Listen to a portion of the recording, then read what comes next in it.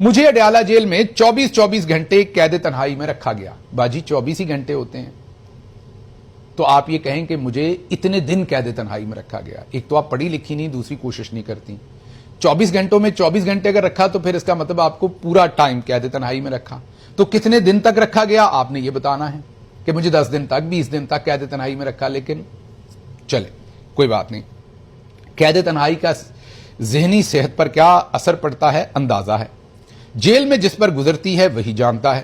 پنجاب کی جیلوں میں تمام قیدیوں کے لیے ویڈیو لنک کی سہولت ہے. جیل میں میرے ساتھی کتابیں اور جائے نماز تھیں. باجی ایک آئی پیڈ بھی تھا جس پر ٹو ڈور کی سیریز چلتی تھی, وہ نہیں آپ نے بتایا. میرے والد ایک ساتھ جیل میں تھے.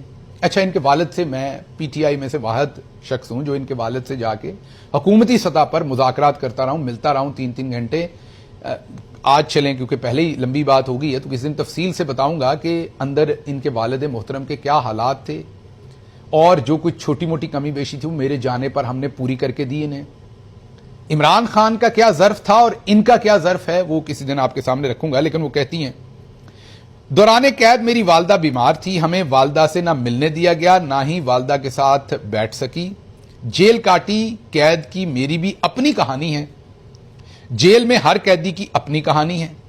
اب اگلی لائن ہے جو آپ نے سننی ہے غور سے. جیل میں میری شوگر ڈاؤن ہوئی.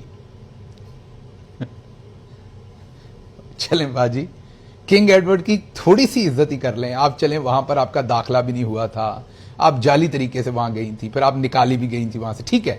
لیکن چلیں وہاں پر ان جا کر آپ کلاس رومز میں بیٹھی تو ہے نا.